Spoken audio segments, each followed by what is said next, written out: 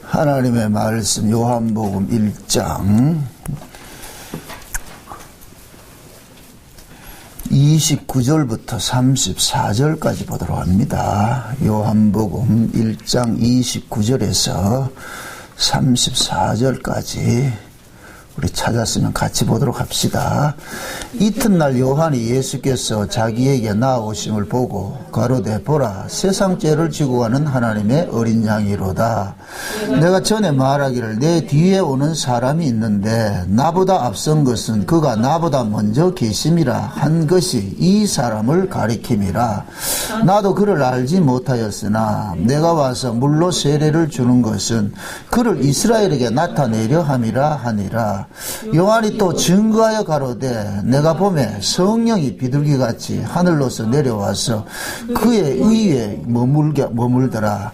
나도 그를 알지 못하였으나 나를 보내어 물로 세례를 주라 하신 그 이가 나에게 말씀하시되 성령이 내려서 누구 위에든지 머무는 것을 보거든 그가 성령으로 세례를 주는 이인 줄을 알라 하셨기에 내가 보고 그가 하나님의 아들이심을 증거하였노라 하니라. 아멘. 기도합시다. 하나님, 세례 요한을 통하여서 예수 그리스도를 증거케 하시고 또한 세례 요한은 아버지께서 증거하라고 하신 것을 또 증거를 하고 있습니다. 우리 또한 세례 요한과 같이 보내심을 입은 자들일진데 우리도 증거할 자가 있어야 할 것입니다. 과연 우리는 무엇을 증거할 것인가? 우리가 하나님께 받은 것이 무엇인가? 또 이 시간 우리가 말씀을 통하여서 우리의 신앙의 모든 정체성들을 깨달아 알아지는 시간들이 되어지게 도와주시옵소서. 그리하여서 하나님께서 우리에게 베푼 그 놀라우신 구원의 은혜들이 얼마나 크고 귀하고 중한 것인 줄 알고 감사와 찬미의 자리로 나아가게 도와주시옵소서. 성령 하나님께서 증거하는 종의 입술에 말씀을 넣어주시고 또한 듣는 종들의 심령 속에서도 말씀이 다름질할 수 있는 귀한 은혜를 더하여 주시옵소서. 감사를 드려옵고 그리스도 되신 예수님의 이름으로 기도합나이다. 아멘. 지난 시간에 우리가 세례 요한이 스스로를 나는 광야에 외치는 자의 소리라. 광야에 외치는 자의 그래서 소리는 어떤 뜻을 전달하는 도구라 그렇게 했습니다. 세례 요한은 내가 이 땅에 온 것은 내 뒤에 오시는 그분을 이제 증거하기 위해서 나는 존재하는 자다. 그 세례 요한의 그러한 그 고백 속에는 모든 신자들의 고백이 다 들어가 있어야 됩니다. 왜 그런가 하면은 모든 만물들은 피조물들은 누구를 위해서 창조가 되었느냐면은 예수 그리스도를 위해서 창조가 됐단 말이죠. 우리 역시 예수 그리스도를 위해서 창조가 됐잖아요.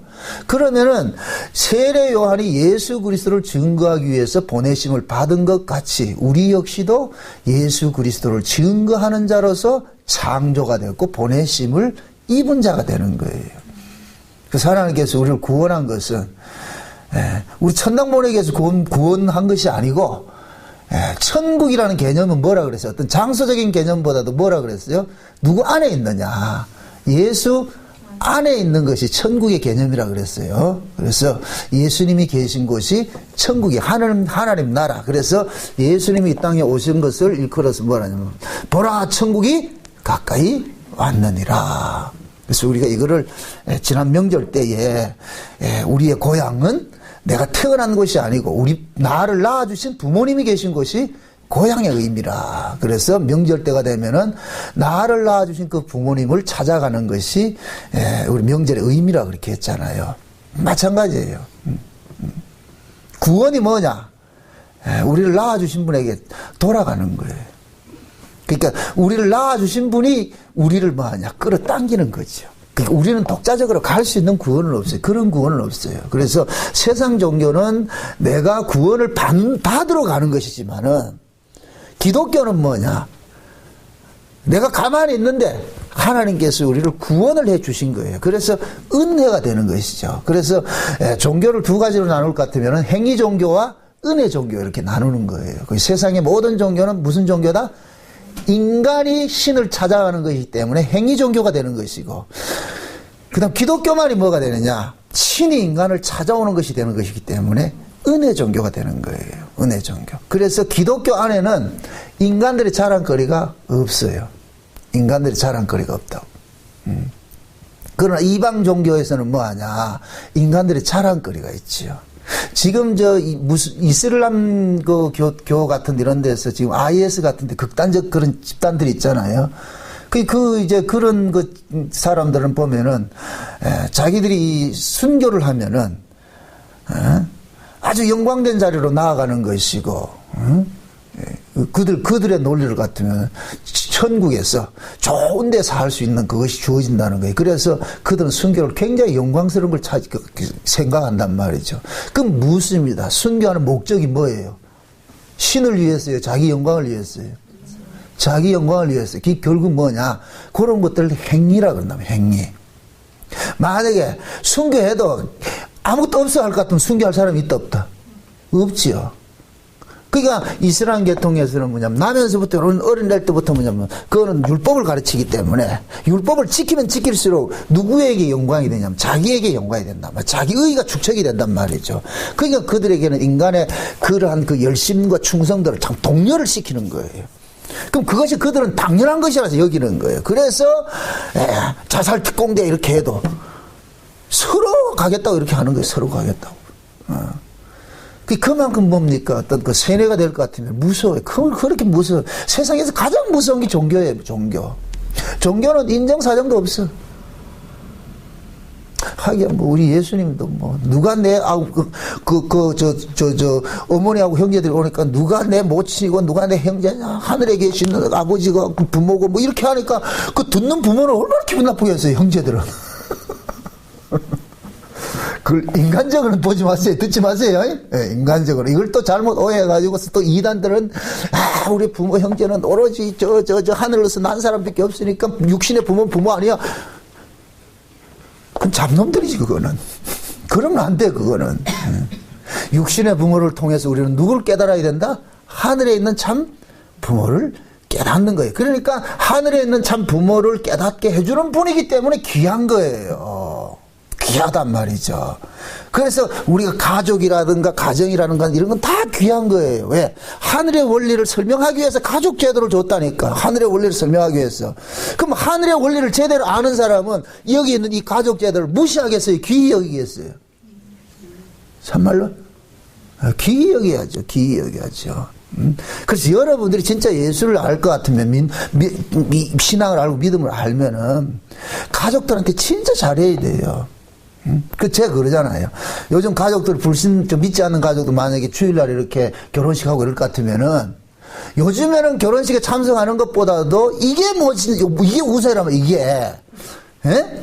그러면은 평일날 같으면 참석할 수 있죠. 참석하면 되는데, 참석 못할 것 같으면 미리 딱 전화해가지고 사실 만져 말해서 나오면 교회 가야 되니까 못 갑니다. 그러나 부주를 내가 넉넉하게 하겠습니다. 평상시 10만 원 할 거 한 30만 원 해주면 그 사람 절대 욕하지 않습니다. 다음에도 오지 말고 부주만 보내라 이러죠. 근데 지금은 안 그렇잖아요. 무슨 핑계거리 돼가지고 교회 안 올 핑계거리 되잖아요. 오죽하면 김장한다고 안 오겠어요. 나 웃겨 죽겠어 아주. 나 참. 결혼식 한다고 못 와, 뭐 어디 손님 왔다고 못 와, 차 튀고 보 떼고 나중에 졸까지 뛰고 나갈 것 같으면 하나도 없다. 그러고 예수 믿는데 도대체 그 어디서 믿는 예수인지를 모르겠어요. 그런 예수는 아니죠. 신앙생활 여러분들 좀 냉정해지세요. 응? 막 보고 말면 막 상식 파괴도 되는 줄 알고 있단 말이죠. 아니에요.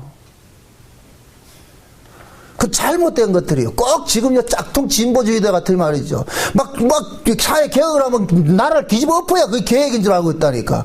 아니에요. 그런 거 아니라니까. 진정한 개혁은 뭐냐? 잘 아우르면서 변화를 시키는 것이 개혁이지. 막 뒤집어 엎고 해질 하는 그게 아니란 말이죠. 그거는 그 파괴지요, 파괴.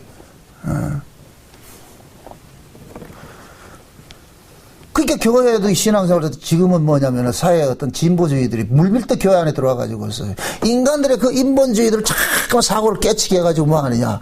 막 교회 제도를 부정하고 목사를 이렇게 댐비고 말이죠. 심지어 설교하는 목사 몇 가지 끌고 내려오고 이게 무슨 짓이냐 말 그런 것들이. 그건 아니에요. 아니란, 그런 것들은 아니란 말이죠. 진리를 전하지 않는 목사를 두둔하는 얘기 아니에요.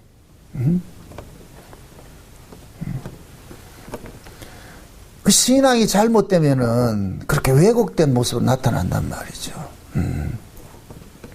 꼭 세례 요한은, 오늘 내가 이렇게 뭡니까 인터넷 신문을 보니까 진보주의 예수냐 우파 예수냐 이래 또 그 글을 하나 썼더라고. 어떤 기자가 나도 하도 우스워가지고서.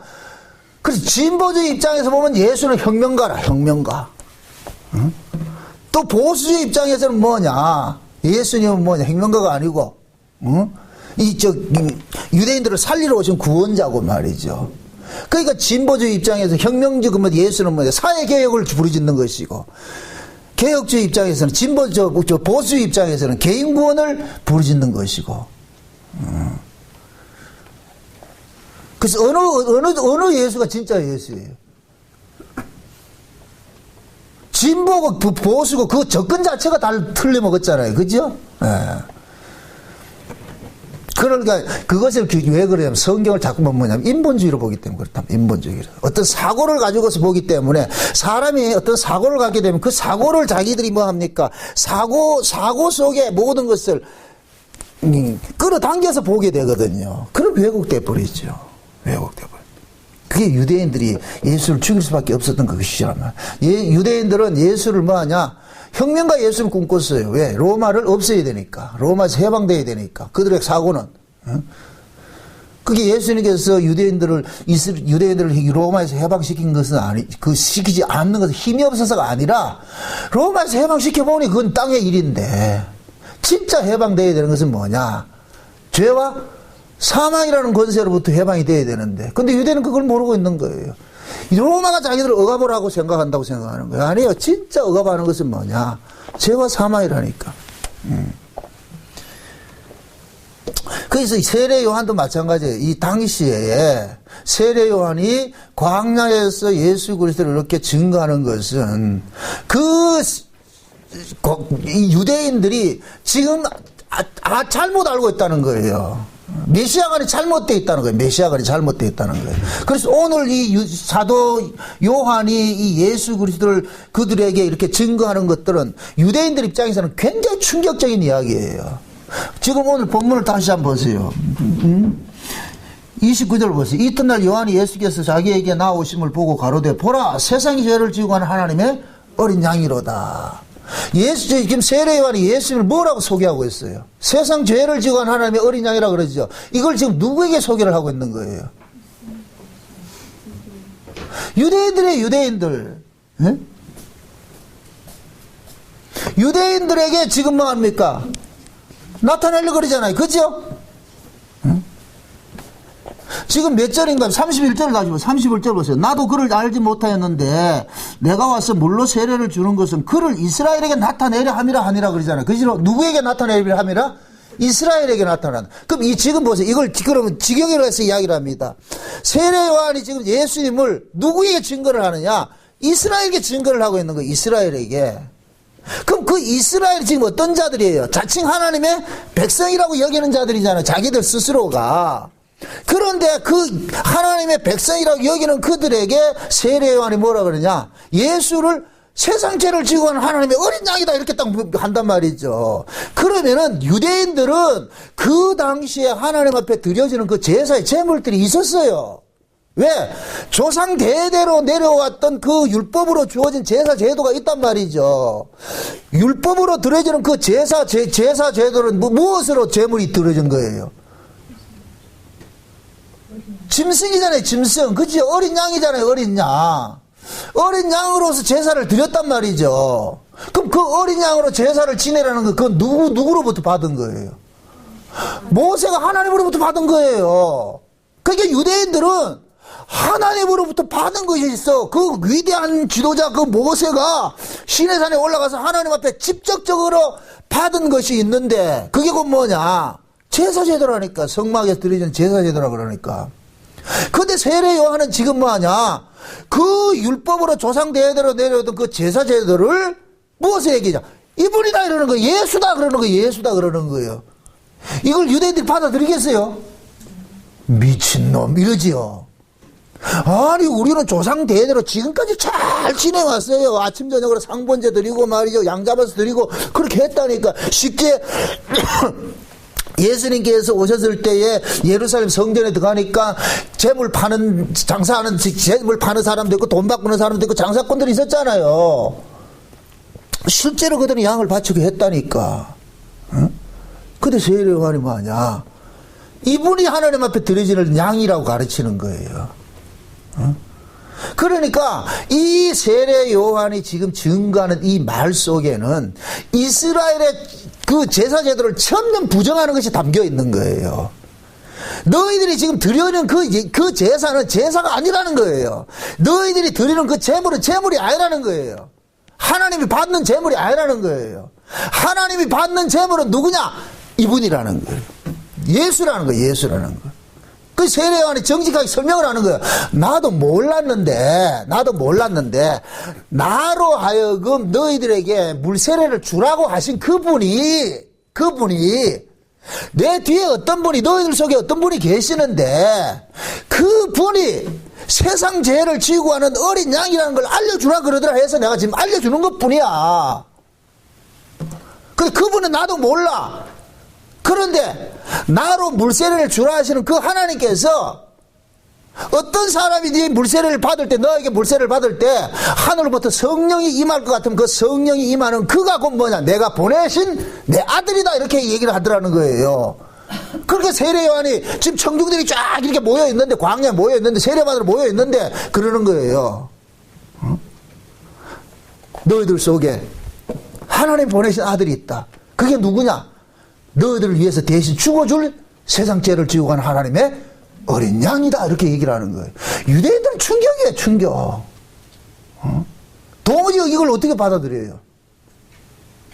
그러고 유대인들의 사고로서는 하나님의 아들이 와서 죽는다는 건 상상도 하지 못하는 거예요. 상상도 하지 못하는 거예요. 지난 우리가 주일날 출애굽기를 강의를 하면서 이스라엘이 애굽에 나와가지고서 하나님께서 초태생을 바치라고 그랬다면 초태생을, 그렇죠? 왜 초태생을 바치느냐? 초태생이 죽었기 때문에 초태생을 바치라고 그러는 거예요. 그 초태생은 뭐라고 그랬어요? 맞이라고 그랬죠? 맞이. 만물이라고 그랬죠? 만물. 그리고 왜 수컷이냐? 아들이란 말이야, 아들. 그러면 6월절 어린 양이 영적으로 말하면 하나님의 초태생인 아들이 죽었다는 거예요. 하나님의 장자가 죽었다는 거예요. 장자가. 그래서 하나님의 장자가 죽었기 때문에 너희들 장자를 내놔 그런 거예요. 근데 이것이 신약이 이제 딱 와보니까 예수님께서 그러잖아요. 예수님께서 내가 6월절 어린 양이라고 그러잖아요. 내가 6월절 어린 양이라고. 예수님께서 6월절 어린 양이 실제로 나타났단 말이죠. 그럼 예수님께서 하나님의 맞으니까. 그게 예수님이 죽고 나가지고서 누가 생겨났느냐? 하나님의 아들들이 생겨난 거예요. 하나님의 아들들이 생겨난 거예요. 지금 하나님께 세례 요한이 그걸 보고 있는 거예요. 왜 하나님께서 하나님의 아들을 제물로 주느냐 하면은 너희들을 하나님 아들 만들려고 그러는 거야. 이 소리거든요. 너희들을 하나님 아들 만들려는 거야. 하나님의 아들은 어떻게 생겨나느냐? 하나님의 아들의 죽음을 통해서 하나님의 아들이 생겨나는 거예요. 하늘에 미랄이 죽으면 뭐가 나오겠어요? 보리가 나오겠어요? 팥이 나오겠어요? 밀이 나오겠어요? 밀이 나오죠. 미랄 죽은데 밀이 나오고, 콩 심은데 콩 나오고, 팥 심은데 팥 나듯이 하나님의 아들이 죽은 그 자리에 하나님의 아들들이 생겨난다니까. 그러니까 하나님께서는 예수라는 하나님의 아들을 이 땅에 보내가지고 죽인 것은 더 많은 하나님의 아들들을 생산하기 위해서 죽은 거예요. 그래서 성경에서는 만물이 예수로부터 나왔다 이렇게 표현을 하는 거예요. 이해돼요? 그러니까 여기서 말하는 만물은 자기 백성을 의역해서 이렇게 이해를 하면 쉬워요. 이해돼요? 그러니까 지금 보세요. 세례 요한은 그들에게 이야기는, 야, 너희들 지금까지 양을 잡아가지고 하나님 앞에 드렸는데 그 양이 실체가 누구냐? 이분이더라, 이분. 다시 말합니다. 세례 요한은 지도 알았다 몰랐다? 몰랐는데 나로 하여금 세례를 주라 하신 그분이 알려주더라. 그래서 나는 너희들에게 이분을 증거하기 위해서 내가 지금 이 자리에 서 있는 거야. 그래서 세례 요한이 물세례를 주는 것은 하나님이 보내신 그 어린 양 대신 그 분을 세상에 드러내기 위해서 지금 가는 거예요. 나머지는 다 들러린 거예요. 나머지는 들러린 거예요. 그러니까 보세요. 세례 요한의 물세례를 받으면 그 사람이 물세례를 받는 것이 아니에요. 진짜 물세례는 뭐냐? 죽음이거든요. 죽음은 뭐냐? 예수 그리스도를 통해서 죽었다 살아난 것이 있어야 돼요. 그래서 세례 요한은 지금 물세례를 주는 것은 하나의 퍼포먼스라, 퍼포먼스. 진짜 우리를 죽였다 살려내는 분을 세상에 드러내기 위해서 물세례를 주고 있는 거예요. 세례요한도 그걸 몰랐잖아요. 예수님께서 세례요한 앞에 나와가지고서 세례를 받으려고 그러니까 세례요한이 알아보고 뭐라 그래요? 안 됩니다. 내가 당신한테 세례를 받아야 되는데 어떻게 당신이 내한테 세례를 받습니까? 그게 예수님께서 뭐라 그래요? 쓸데없는 소리 하지 말고 내한테 세례를 줘라. 그래 하나님의 뜻이 의가 이루어진다 그러잖아요. 그 얘기는 그건 뭐냐? 내가 이놈아 니한테 세례를 받는 것은 내가 너에게 세례를 받음으로써 너의 죄를 내가 전가를 받아야 돼. 그래야 네가 살아나 이놈아. 그것이 실제적으로 구체적으로 나타난 것이 뭐 어디에서 나타났어요? 십자가죠. 십자가. 이해돼요? 그게 물세례 받아서 구원받는 게 아니고 예수님의 십자가를 믿어야 되는 거예요. 예수님의 십자가를. 그러니까 예수님의 그 십자가 사건이 미리 지금 세례 요한은 물세례로 지금 뭐하냐? 예표적으로 보여주는 거예요. 그래서 세례 요한은 누구에게 지금 물세례를 주느냐? 율법 아래 있는 모든 자들을 지금 요단강에서 세례를 주는 거예요. 요단강에서. 이게 굉장히 중요한 의미인데. 자, 보세요. 지금 세례 요한이 주는 이 장소가 어디예요? 광야? 요단강이죠. 요단강. 요단강 이러면 퍼뜩 생각나는 게 없어요? 여호수아가 가나안 땅 들어가기 전에 요단강 건너잖아요. 그죠? 그게 이스라엘은 지금 두 강을 건너는 거예요. 참 이게 중요한 얘기니까 잘 이해하고 들으세요. 두 강을 건너는데 애굽에서 나올 때는 홍해를 건너고 가나안 들어갈 때는 요단강을 건넜어요. 이것은 큰 의미에서 홍해를 건넌 것은 물세례를 상징하고 요단강 건너는 것은 성령 세례를 상징하는 것이 맞아요. 이거 큰 틀에서 봤을 때 구속사적인 입장에 봤을 때 이것을 또 우리 개인에게 이스라엘 개인에게 적용을 할 것 같으면은 무엇을 상징하냐면은 요단강 세례나 요단강에 걷는 것이나 홍해 바다 건넌 것이나 똑같은 물세례를 의미하고 있어요. 어떤 의미에서냐면은 홍해 바다를 건넌 것은 출애굽을 한 1세대들이 건넌 것이고 여기 물세례 집단적으로 받았어요. 그래서 고린도서 10장에서는 사도 바울이 온 이스라엘이 홍해를 건넌 것을 모세에게 속하여 뭐 했다고요? 세례를 받았다 이렇게 표현을 하고 있는 거예요. 그런데 이놈들이 광야에 나와가지고서 애굽의 바로처럼 몇 번이나 하나님을 거역을 합니까? 10번이나 거역을 하죠. 10번이나 거역을 했다는 얘기는 이들이 곧 누구 짓을 하고 있다는 얘기예요. 바로의 짓을 하고 있다는 것이죠. 그래서 하나님께서 그들을 전부 1세대들을 전부 광야에서 죽여버리고 광야에서 태어난 2세대들을 지금 데리고 가나안 들어가잖아요. 가나안 들어간단 말이죠. 그럼 이 광야에서 태어난 이 자들도 1세대들이 경험했던 그 과정을 그대로 겪어야 되는 거예요. 그 과정을. 그럼 1세대들은 홍해를 건너왔지만은 2세대들이 다시 홍해 들어갔다 나올 수는 없잖아요. 그래서 요단강이 앞에 있는 거예요. 그래서 요단강에 그들을 전부 집어넣어가지고 뭐 하냐? 홍해 바다의 사건을 재현을 시키는 거예요. 이해되죠? 그게 홍해바다 사건을 재현을 시켜가지고서 그들을 전부 뭐하냐? 요단강에서 세례를 베푼 것이 되어버린 거예요. 누가? 여호수아가 세례를 베푼 것이 되어버린다니까. 세례를 받은 것이 되어버린단 말이죠. 지금 그 장소라 지금 세례 요한이 그 장소라니. 그 요단강이라니까. 그 요단강.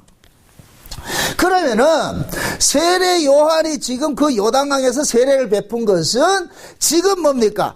애굽에서 나왔던 1세대들은 다 죽고 광야에서 태어난 자들이 요단강에서 세례를 받고 가나안에 들어갔듯이 들어간 것이니까 그럴 것 같으면은 지금 현재 세례 요한으로부터 세례를 받는 이들이 결국 뭐가 되느냐면 광야에서 태어난 세대들이 돼버리는 거예요. 광야에서 태어난 세대들이. 그럼 그 광야에서 태어난 이 세대들이 홍해바다를 경험했어요? 안 했어요? 안 했죠? 그러니까 그 홍해바다를 경험된 것을 지금 뭐 하느냐? 요한의 물세례를 통해서 경험을 시키는 거예요. 경험을 시킨단 말이죠. 그러면은 제가 처음에 그런 얘기를 했어요.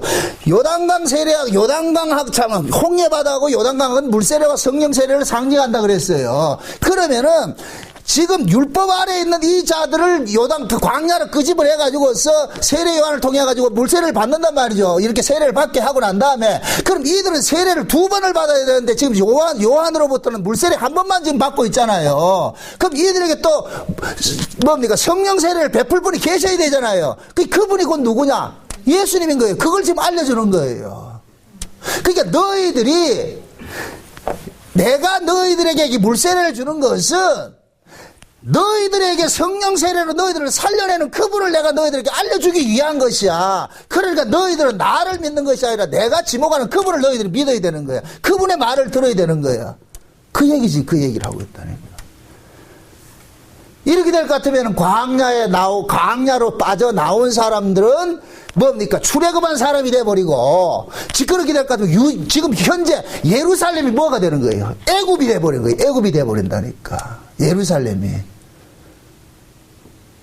예수님께서 예루살렘 성전에 들어가가지고 막 뒤집어퍼가 정리하고 나가지고 예루살렘 성전 나온 것이, 그건 곧 뭐냐? 이 예루살렘 성전의 기능이 상실됐다는 거예요. 이게 성전이 아니라는 거예요. 그걸 표현하는 거예요. 그걸 표현하는 거예요. 그래서 예수님께서 주로 활동 무대가 광야로 나가는 거예요. 광야로. 자꾸만 광야로 나간다는 거예요. 그것은 뭐냐?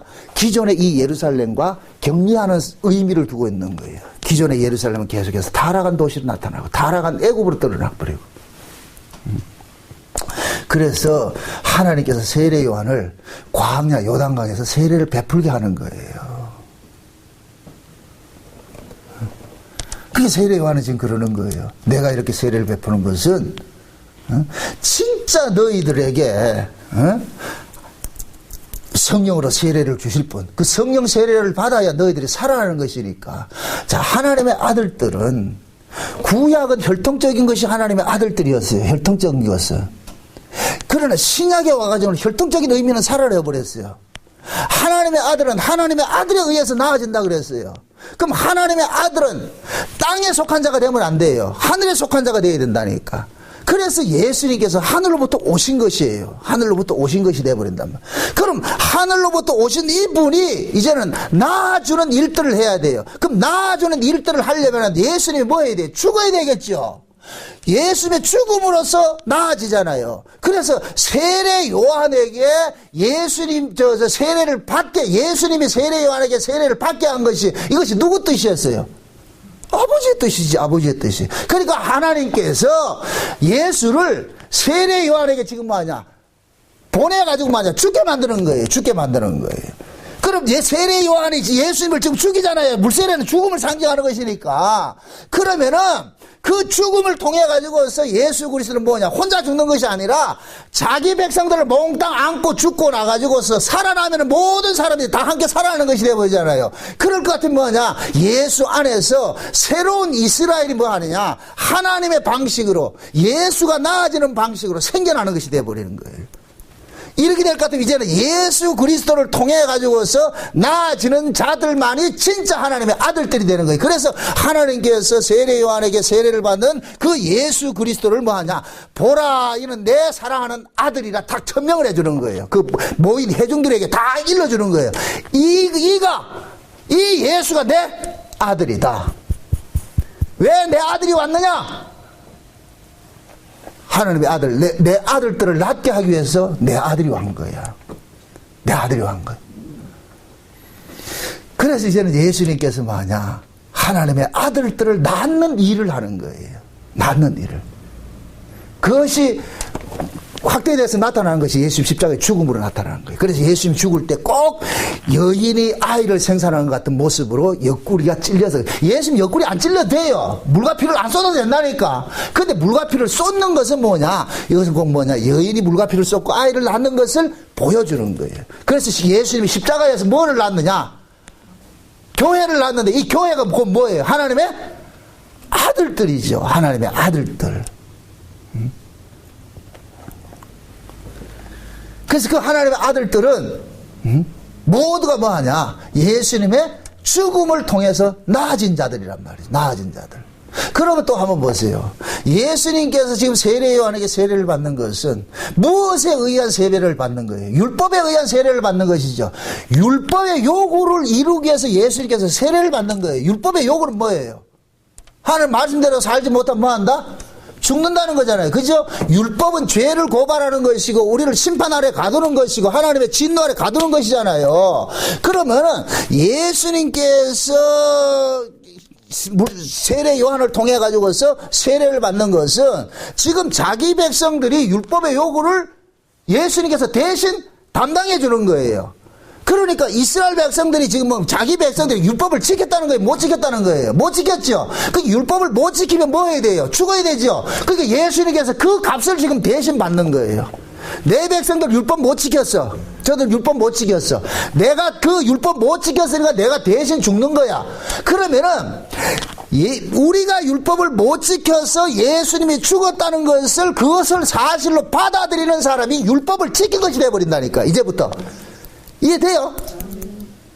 우리가 이 율법을 자꾸적으로 지키는 것이 아니고 율법의 요구는 뭐냐? 우리를 죄인 되게 만들고 우리를 죽음 아래 가두는 것이 율법의 역할이란 말이죠. 그래서 우리는 마땅히 죽어야 돼. 유대인들은 안 죽고 율법을 가지고서 안 죽으려고 그랬단 말이죠. 안 죽으려면 반칙이죠. 그래서 예수님께서 너희들은 율법을 못 지켰기 때문에 그 율법 못 지키면 너희들이 죽어야 되는데 너희들 대신 내가 죽을게. 그래서 예수님께서 율법의 요구를 자기 백성들의 율법의 요구를 십자가에서 당신의 목숨을 바침으로써 합니까? 완성시키는 것이 이루어지는 것이 율법의 요구를 이룬 것이 되어버리죠. 그럼 예수님 안에서 태어난 사람들은 이제부터는 율법의 요구에 응할 이유가 있다 없다? 율법이 그거를 정죄한다 못한다? 못하죠. 그래서 그리스도 예수 안에 있는 자는 결코 정죄함이 없나니 그러는 거예요. 그래서 신자는 하나님의 말씀을 통해 가지고 우리의 어떤 행위를 통해 가지고서 추궁받는 그런 일들은 없는 거예요. 여기 제가 말하는 이 추궁이라는 것은 뭐냐? 하나님 앞에 지옥 가고 천당 가는 이런 추궁 당하는 게 없단 말이에요. 왜? 예수 그리스도를 믿는 사람들은 이미 예수 안에서 천국으로 옮겨졌어요. 에베소 1장의 이야기를 할 것 같으면 흑암의 나라에서 빛의 나라로 옮겨졌다니까. 빛의 나라에 옮겨놔서 말 안 될 것 같은 그때는 두들겨 패도 빛이라니까. 이해돼요? 이걸 빛의 나라에서 말 안 된다고 해서 두들겨 맞는 것을 이것을 히브리서 12장에서 뭐라 그러냐? 징계라 그런다. 징계. 아들이 당하는 징계라 그러는 거야. 징계. KTX 열차를 타고 갈 것 같으면은 부산에서 서울 가는 열차를 탈 것 같으면은 중간에 술 처먹고 개구신 짓을 하면은 뭡니까? 열차 안에 청원 경찰들이 있잖아요. 그저 차장들이 있잖아요. 그럼 그 사람은 어떻게 하냐? 가두지요. 어디까지? 서울역 도착할 때까지. 내 버리는 게 아니고 잠시 독방에 감금을 한다니까. 그게 곧 뭐냐? 징계예요, 징계. 그래서 우리가 진짜 예수 믿는 사람들은 이 땅에서 자기의 어떤 잘잘못으로 인해서 버려지는 건 없는 거예요. 왜 그러냐면 우리 구원 자체가 행위 구원이 아니기 때문에 행위로 주어진 구원이 아니고 은혜로 주어진 구원이기 때문에 그 구원도 끝까지 은혜로 우리를 지켜주는 거예요. 지켜내는 거예요. 은혜로. 만약에 우리 잘못했다 구원시켜놓게 잘못했다고 쫓아낼 것 같으면 그건 애초부터 그건 행위 구원이 돼버리죠. 그래서 로마서에 뭐라 그래요? 너희가 아직 죄인 되었을 때에 하나님이 그 아들을 죽임으로 해서 하나님의 사랑을 뭐 했다? 확증했다 그러잖아요. 확증이라는 게 뭐예요? 하나님께서 보여줬다는 거예요. 이게 내 사랑이야. 내 사랑은 이런 것이야 라는 걸 보여줬어요. 우리가 언제? 죄인 되었을 때. 그것은 곧 뭐냐? 우리가 하나님의 아들을 달라고 요구한 적도 없는데 하나님께서 일방적으로 우리 대신 하나님 아들 보내가지고 우리의 죄를 우리는 가만히 있는데 하나님께서 일방적으로 다 한 거예요. 다 해놔놓고. 그래가지고 그러는 거예요. 하나님 그러는 거예요. 예수님이 죽는 자리에 우리를 세워놔놓고 저 왜 죽는지 아느냐? 내 죄 때문에 죽는 거야. 우리가 이게 믿어진다 안 믿어진다? 안 믿어지죠? 못 믿어진다니까. 그러니까 어떻게 하냐. 성령을 보내줘가지고 성령이 오니까 비로소 뭐냐. 예수와 우리를 연합시키는 일을 하는 거예요. 예수님이 했던 일이 내 일이라는 것으로 믿어지게 하는 거예요. 그래서 성령이 오면은 이 안에서 뭐냐. 예수님이 하셨던 그 일이 예수님을 위한 것이 아니라 예수님이 우리를 위한 죽음과 살아나는 게 모든 것이라는 것이 믿어지고 깨달아지는 거예요. 그러니까 이 성령이 우리 안에서 뭐하냐. 계속해서 뭐 하느냐. 어떤 말씀 지킴을 의로 붙잡는 것이 아니라 예수 믿음을 붙잡는 거예요. 끝까지 예수 믿음을 들고 나오는 거예요. 끝까지 예수 믿음을. 에? 우리가 의롭게 되는 것은 우리의 행위가 아니라 그렇다고 막 살아도 된다는 이야기가 아니고 우리 행위와 상관이 없이 예수 그리스도의 죽으심으로 우리가 구원을 받았어. 이렇게 될 것 같으면 그 구원이 계속해서 뭐로 나타나냐. 하나님의 은혜로 나타나요. 은혜. 은혜가 풍성한 하나님. 이런 걸 알고 불러야 신이 나죠. 이게 몰라지면 그냥 노래라니까, 노래. 여러분들 찬송은 노래가 아니에요. 찬송은 그 은혜의 의미를 알고 부르면 찬송이 되고 그 은혜의 의미를 모르고 부르면 노래가 되는 거예요. 그냥 세상 유행가하고 똑같은 거예요. 차라리 세상의 유행가를 하나님의 은혜의 시각으로 알고서 부를 것 같으면 그게 복음송이 돼버린다. 찬송이 돼버린다니까. 아, 이게 참 믿어지나 모르겠다. 김수희의 그 애모 같은 건 얼마나 좋아해. 가서 그대 앞에만 서면 나는 왜 작아지는 거. 그대가 누구예요? 그대예요? 예수님 앞에 서면, 주님 앞에 서면 우리는 할 말이 없어. 그래 끝에 가잖아. 당신은 나의 남자요. 그게 얼마나 좋아요. 주님 당신이야말로 나의 남자입니다. 안 기뻐? 안 기뻐? 지금? 의미를 알고 불러보세요. 그래서 사도 바울이 그래서 감사, 믿음으로 받으면 버릴 것이 없다고 그러잖아요. 다 감사할 것들이죠. 성과 속은 그 사람이 그것을 어떻게 생각하느냐에 따라서 성이 되기도 하고 속이 되기도 하는 거예요. 이해되죠? 예. 그래서 예수님께서 하는 일은 전부 성이 되는 거예요. 예수님이 욕을 해도 그것이 뭐가 되느냐? 성에 속한 것이라니까. 이해됩니까? 바리새인은 그렇게 착하게 살았는데도 그게 뭐이다? 악이 되고 속이 되는 거예요. 속이. 성과 속은 성에 속한 분이 하는 일은 다 성이 되고 속에 속한 분이 하는 사람들은 전부 속이 되는 거예요. 이해되죠?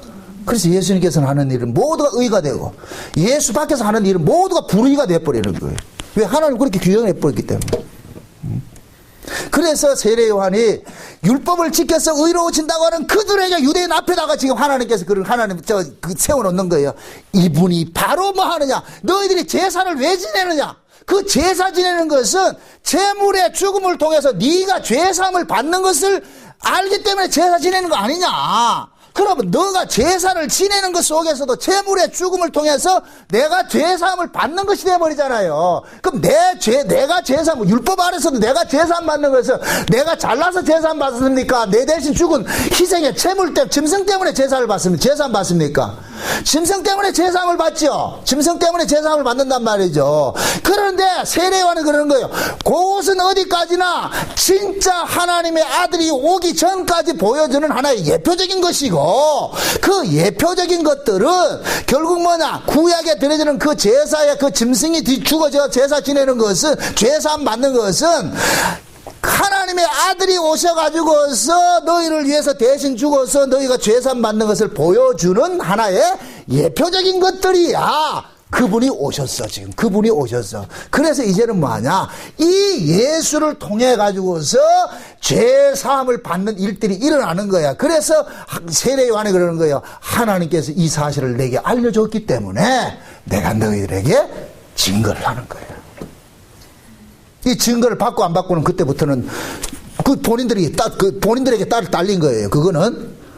그러니까 사도 요한은 너희들이 증거를 받느냐 안 받느냐 이건 중요한 것이 아니에요. 나로 하여금 이걸 증거하게 하신 분이 이걸 증거하면 되니까. 그 세례 요한이 하는 일은 뭐예요? 그 사람들을 예수를 믿게 하는 거예요. 예수를 증거하는 거예요. 예수를 증거하는 것이죠. 이게 우리가 할 일이라니까. 여러분들이 전도라는 것은 누구 포섭하는 게 아니에요. 우린 자꾸 전도 이럴 것 같으면 뭐 생각하는 거예요?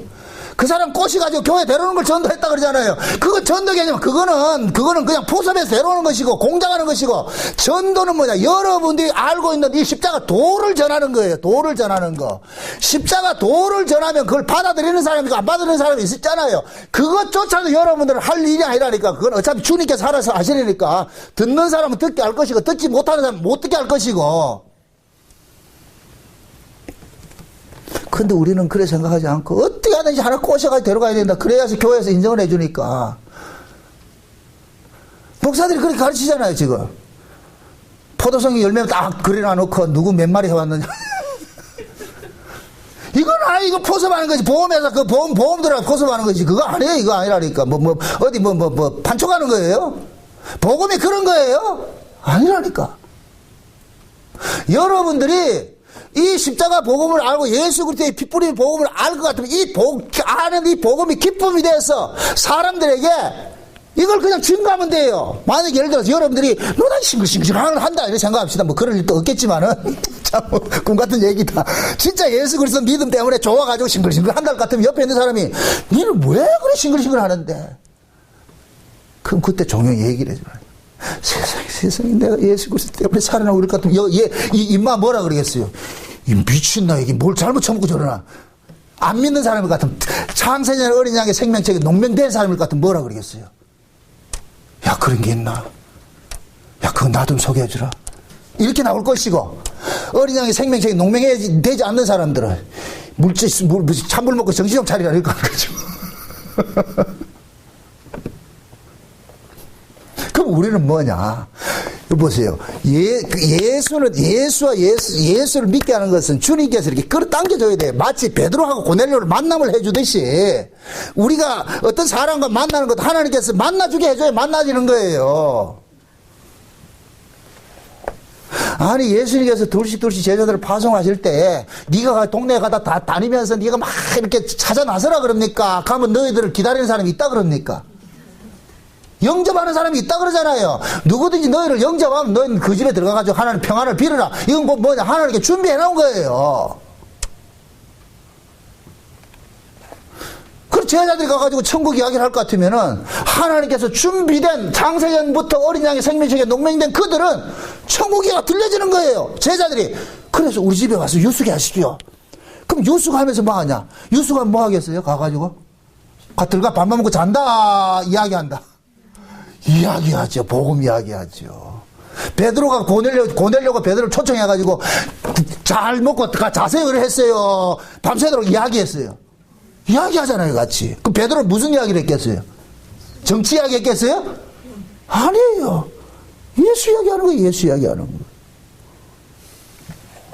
그래서 베드로가 그러잖아요. 피몽사몽 만에 내가 기도를 하는데 하나님께서 이렇게 해가지고 했는데 고넬료 저 가라 직가라는 곳에 가라 이렇게 해가지고 내가 갔다 이렇게 하니까. 그래서 서로 이야기를 하니까 맞네. 그래서 하나님께서 서로 딱 양대비씨가 탁 만나게 했다니까. 이럴 때 이 노사연의 만남이라는 노래는 복음성이 되어버린다니까. 우리 만남은 우연이 아니고 우연이 아니라니까. 창세전에 계획된 만남이라니까. 복음은 아무나 들려지는 게 아니에요. 세례 요한이 이런 소리를 한다고 해가지고 다 들은 줄 아세요? 아니에요. 바리새인들은 죽이려고 그러는 거예요. 죽이려고 그러는 거예요. 세례 요한이 이 소리 자체가 보라 세상 죄를 지고 하는 하나님의 어린 양이라고 하는 자체가 바리새인들의 그들이 가지고 있는 그 신앙 자체를 지금 뭐 하느냐 깡그리 부정하는 거예요. 부정하는 거예요. 너희들 백날 양 잡아서 제사 드려봐야 소용없어. 이분을 믿어야 너희들이 죄사함 받는 거예요. 너희들 제사 왜 지내는데? 제사함 받기 위해서 너희들의 죄를 사함 받기 위해서 제사 지내잖아. 그러니까 짐승의 죄를 대가지고는 안 되는 거야. 이분을 통해서, 이분의 죽음을 통해서 제사함 받는 거. 이걸 히브리서 10장에서는 뭐 하느냐. 율법으로, 짐승으로 제사 드리는 것은 죄를 깨닫게 하는 것일 뿐이지, 진짜 속함을 주는 것이 아니야. 그래서 예수님께서 그런 거예요. 아버지여 보시옵소서 두루마리 책에 기록한 한 몸이 왔습니다. 내가 그 몸입니다. 내 몸이 왔습니다. 이제 내가 죽음으로 인하여서 구약에 그렇게 짐승으로 잡아서 드렸던 그 모든 제사가 내 죽음을 통해서 완성이 되어집니다. 이제부터 짐승의 제사를 매일 드릴 필요 없습니다. 내 하나가 죽으면 이것으로 모든 제사는 종결이 되어버립니다. 이제부터는 나를 믿는 자는 짐승의 제사를 드릴 필요 없고 나만 믿으면 됩니다. 이렇게 히브리 10장 이야기라니까. 히브리 10장 이야기. 이 세례 요한이 지금 이 예수 그리스도를 보라 세상죄를 지고 하는 하나님의 어린 양이라는 이 이야기가 결국엔 뭡니까? 히브리 10장 이야기를 지금 설명하는 것과 똑같은 거예요. 나중에 바울이 바리새인이었잖아요. 지금 이 장면에서는 바리새인은 없었어요. 바울은 여기 있는지 없는지 기록이 없어요. 없었다니까. 그런데 나중에 바울이 다메섹에서 예수님을 만나고 나가지고서 보니까 세례 요한이 보라 세상죄를 지고 하는 하나님의 어린 양이라고 예수를 그렇게 증거한 것이 결국 히브리 10장에서 그대로 해석을 해놓는 거예요. 바울이 히브리 10장에서 그렇게 쓰고 있는 거예요. 짐승의 제사가 아니고 하나님께서는 한 몸을 예비했는데 그 몸이 누구냐? 예수더라. 이걸 누가 설명했는데 세례 요한은 이미 설명했더라는 걸 우리가 성경을 통해서 보게 되는 거예요. 그게 세례 요한도 하나님으로 보내심을 입은 자고 바울도 하나님으로 보내심을 입은 자니까 똑같은 이야기 할 수밖에 없지. 그럼 우리도 마찬가지잖아. 세례 요한이 보내심을 입어가지고서 예수를 증거했듯이 바울이 하나님의 선택을 입고 부르심을 입고 예수를 증거했듯이 지금 제가 여러분들에게 예수를 증거하는 거는 뭐가 달라? 똑같잖아요. 이해돼요? 그래서 세례 요한이나 바울이나 우리 앞선 주자인 거예요. 그들이 우리보다 똑똑하고 나은 거 아니고 똑같다니까. 그래 천국에 가면은 형님 이러지 말고 뭐라 그랬다? 친구야 수고했다. 1번 주자 뛴다고 해서 열심히 잘 뛰어서 고맙다. 그럼 우리는 마지막 주자가 되면 얼마나 좋겠어요. 여러분들 마라톤 할 때 계주 할 때 보세요. 맨 마지막 주자한테 뭐가 쏠리는 거예요? 스포트라이트가 쏠리잖아요. 그죠? 이 희열이 좀 이런 게 안 느껴져요? 히브리서 11장을 볼 것 같으면은 구약에 있는 사람들은 약속만 받았지 증거를 받지 못했다 그래. 이 얘기는 뭐냐? 그냥 그 예수님에 대한 그냥 약속만 쭉 받았지 증거는 누가 받느냐? 마지막 주자가 증거를 딱 가지고 있는 거예요. 그래서 제일 마지막 주자들이 뭐냐? 이게 또 흥분되는데 맨 마지막 주자들은 뭐냐? 살아서 올라가는 거예요. 이게 놀라운 거예요. 그래서 예수님께서 재림하실 때에 살아있는 성도가 있고 일찍 목배임을 죽은 성도들이 있는 거예요. 그래서 일찍 목배임을 죽은 성도들을 예수님께서 데리고 오시죠. 근데 데살로니가전서 4장에 볼 것 같으면 뭐 하는 거야? 죽은 자들이 먼저 일어나고 이 땅에서 살아있는 자들이 그때 공중을 끌어올림 받아가 당한다 그러죠. 마음을 당한다 그러죠. 그래서 요한계시록 20장에 볼 것 같으면은 짐승의 표를 받지 않고 어린 양으로부터 믿음의 정죄를 지킨 자들이 살아서 천년 동안 그리스도와 함께 뭐하냐 왕노릇 한다고 딱 표현하는 거예요. 그래서 신자는 두 가지 신자가 있는 거예요.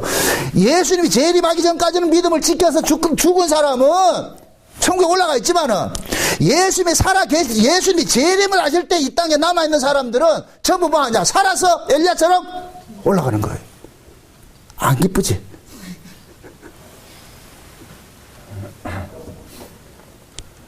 왜 엘리야를 그렇게 불병거 타고 올라가게 만들어 놨어요? 그게 곧 우리 모습이에요. 우리 모습이라니까. 그 신앙이라는 것은 난 그걸 아셔야 돼. 시대적인 의미를 아셔야 돼. 예수님이 재림할 때 우리가 지금 내일 재림할 것 같으면 우리는 올라가는 거예요. 이 올라간다니까. 재림하면은. 그럼 이 몸으로 올라갑니까? 그런 거 걱정하지 마시라니까. 하나님께서는 하늘의 살 몸으로 바꿔주겠지. 왜 그걸 걱정하냐 말이죠. 난 몸무게가 지금 100kg 나가는데 안 되니. 아이고 참말로 100kg 나가면 비행기 안 태워줍니까?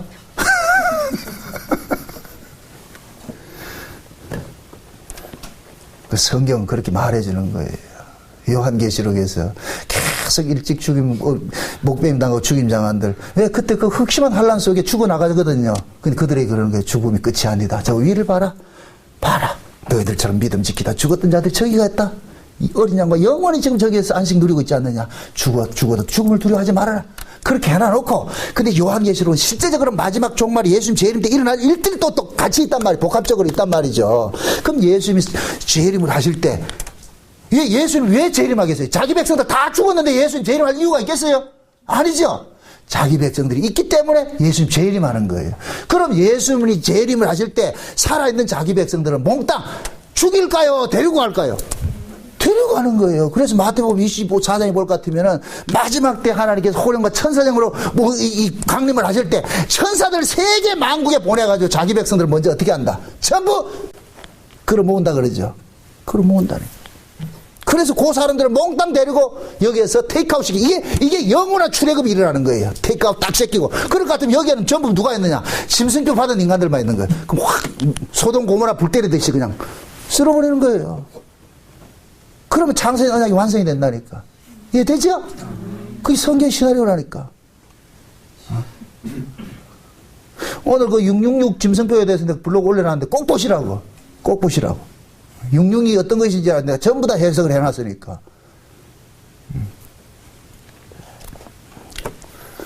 그 세례 요한이 지금 예수님을 보라 세상죄를 제거하는 하나님의 의량으로서 이것을 하나님께서 누구에게 증거하게 하느냐? 이스라엘에게 나타내게 하려는 거예요. 자기 백성들에게. 그럼 결국 이 자기 백성들을 어떻게 한다는 얘기예요? 하나님께서. 죽인다는 얘기예요? 살려낸다는 얘기예요? 살려내는 거죠. 율법 아래 있던 자들을 이제는 진짜 뭡니까? 율법 아래서 빼내서 누구 안으로 옮겨놓느냐? 예수 안으로 옮겨놓는 일들을 하는 거예요. 그래서 나중에 보면 이제 다음 시간 볼 것 같으면 세례 요한의 제자들이 전부 세례 요한은 자기 제자들을 누구에게로 보내느냐? 예수에게로 인계를 시키는 거예요. 다. 그래서 나중에 세례 요한은 그러잖아요. 나는 쇠하고 저분은 흥해야 된다. 이 얘기는 뭐냐? 나는 사라지지만 저분은 영영이 남는다. 그러니까 너희들 날 따르지 말고 누굴 따라라? 저분 쫓으라 그러는 거예요. 그게 세례 요한이에요. 세례 요한. 그게 율법에 하는 일이고. 그래서 마지막에 세례 요한이 목 딱 잘리고 끝나잖아요. 그게 세례 요한이 이걸 가지고 재수없어 죽었다는데 아니라니까. 그건 그런 이야기가 아니라니까. 그렇게 함으로써 세례 요한은 임무를 완성한 거예요. 결국 뭐냐? 세례 요한은 이런 게야.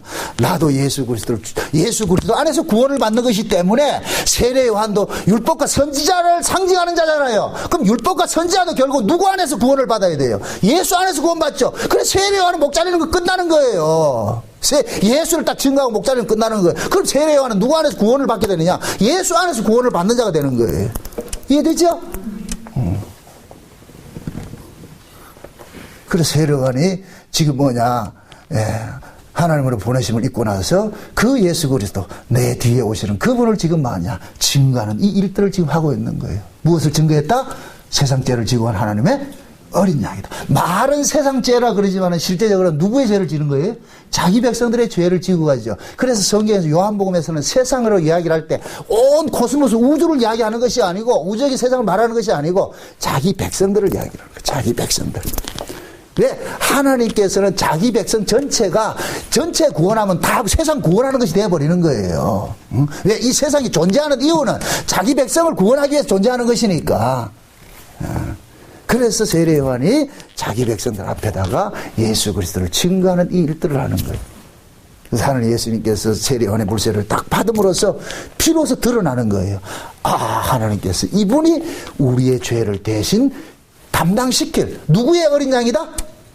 하나님의 어린 양. 하나님이 보내신 분이구나. 이거 아는 거예요. 하나님이 보내신 분이구나. 응? 이분이야말로 구약에 약속됐던 율법에서 약속됐던 그분이구나. 바로 그분이구나. 아브람식으로 말할 것 같으면은 여호와 이레의 제물이 되는 거예요. 여호와 이레. 이삭 대신 누가 죽었어요? 하나님이 친히 준비한 제물이 죽었죠. 그 제물인 거예요. 그 제물. 예수님께서 그 모습으로 온 거예요. 세례요한 그걸 증거하는 거예요. 이분이다! 이분 믿으라. 그럼 지금 저와 여러분들이 그 예수 그리스도를 믿고 있단 말이죠. 그럼 그 예수 그리스도를 믿는 자들은 뭐냐? 예수님의 운명 속에 포함이 되기 때문에 예수님처럼 이 땅에 하나님 나라를 증거하다가 고난당하고 비록 이 땅에서 비참하게 죽임을 당한다 할지라도 죽는 것이 아니고 그 죽음은 하나님 나라로 가는 관문을 넘어가는 것이기 때문에 그건 슬퍼할 일이 아니고 기뻐할 일인 거예요. 그것이 육의 사람들은 십자가라는 것은 저주로 보이지만은 영에 속한 사람들은 그 십자가는 뭐냐? 하나님 나라를 가는 관문에서 불과한 거예요. 그 문 뚫고 들어가면 돼.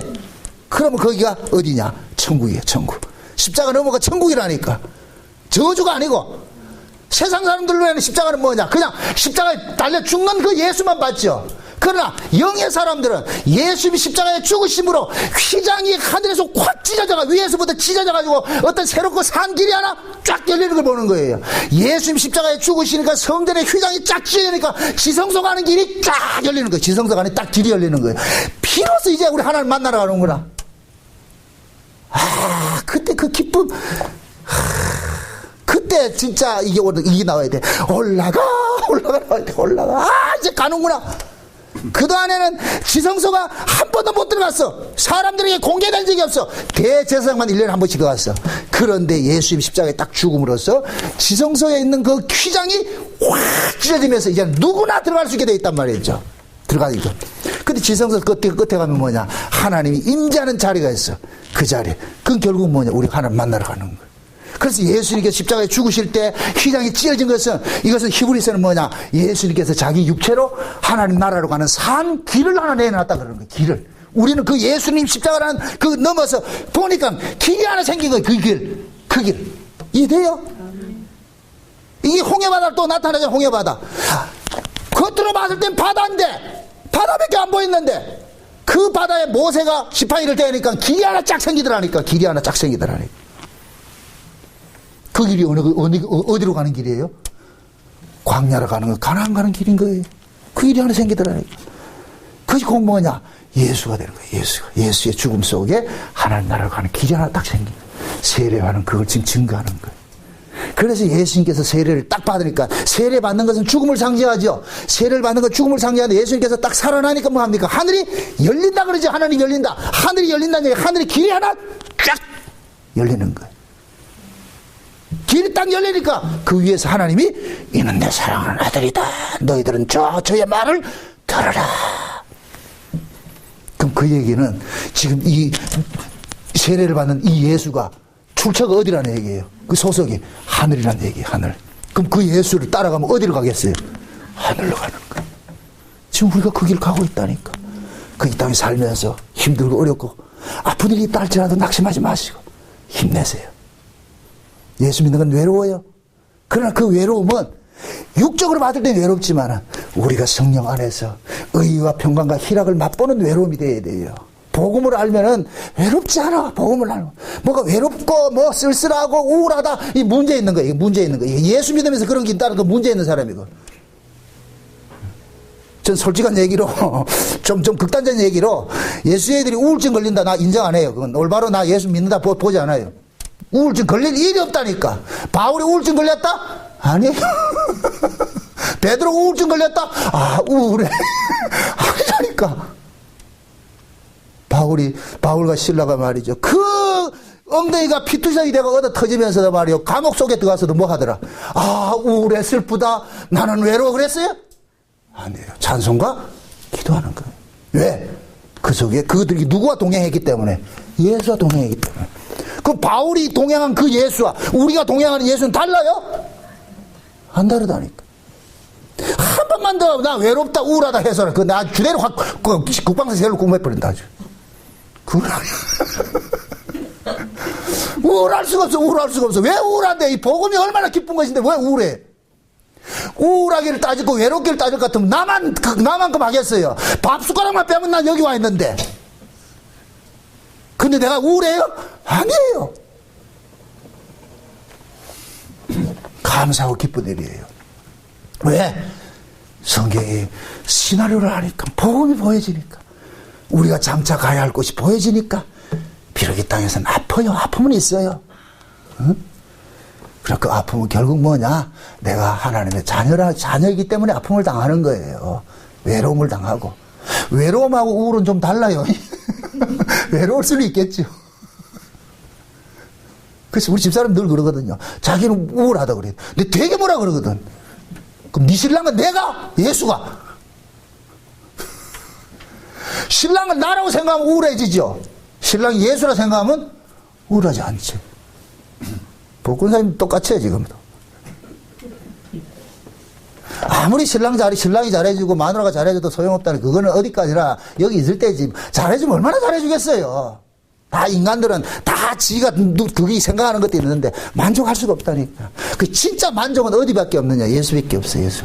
그러니까 진짜 예수 신랑을 좀 하고 좀 이분하고 좀 데이트를 하라니까. 이분하고 이 예수하고 좀 데이트하고 말이죠. 짜증나는 일 있을 것 같으면 내한테 퍼붓지 말고 진짜 신랑한테 퍼부으라니까. 고자질 하세요. 하나님이 정나보니까 지금 골치 아프게 내 말을 안 듣는데 하나님 좀 말 좀 듣게 해줄 것 같고, 하나님께서 알아가지고서 그것이 합당할 것 같으면은 내 마음을 돌이켜가지고서 잘해주게 할 것이 뭐 이렇게 될 거 아니냐 말이죠. 왜 우리는 그런 기도를 안 하고 무조건 눈만 보이는 사람을 쥐짜려 그러냐 말이죠. 뭐 머리털 다 뽑아가지고 무슨 일 하려고.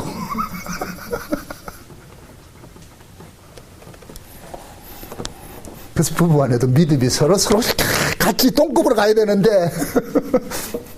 그럼 싸울 일이 없어요. 외로워하지 마시고 다른 거 다 잊어버리시고 길 하나 생각하세요. 길 하나, 그죠? 예수님께서 올라오시니까 하늘이 뭐 하더라? 쫙 길 하나 열리더라. 저분이 하나님의 아들이다. 우리가 그 아들을 지금 뭐로 믿고 있다? 주와 그리스도로 믿고 있어. 나의 주시오, 나의 하나님이시오. 그럼 예수님이 그러는 거예요. 오늘 밤 너가 나와 함께 낙원에 있으리라.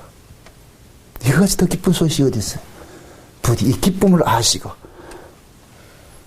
좀 힘든 세상이라 할지라도 좀 이겨내시고 그래도 당당하게 사세요. 기죽지 마시고. 우리가 살아가는 삶의 의미는 세상에 떡 추구하는 것이 아니잖아요. 세상 영광이 아니잖아요. 우리가 가야 할 것은 따로 있기 때문에 그 나라 생각하면서 감사하며 사시기를 주의 이름으로 축원드립니다. 기도합시다. 아버지 하나님 감사합니다. 하나님께서 우리에게 주신 구원이 놀랍고 또 놀라운 것인데 우리는 왜 이런 것들을 참 모르고 살았습니까? 하나님 이제부터 눈을 열어서 우리에게 주신 구원이 참 이것이 장난이 아니고 창세전에 감추었던 그 놀라운 비밀들이라는 것을 깨달아지게 하셔서 오늘 우리가 들었던 말씀같이 예수 그리스도를 통해서 하늘 가는 길이 쫙 열렸다는 그 사실을 알고 그 길 우리 하나님 앞에 걸어가 당당하게 하나님 앞에 나가서 하나님의 맏아들 예수로서 대한 그런 고백으로 나아갈 수 있게 도와주시옵소서. 예수님의 이름으로 기도합나이다. 아멘.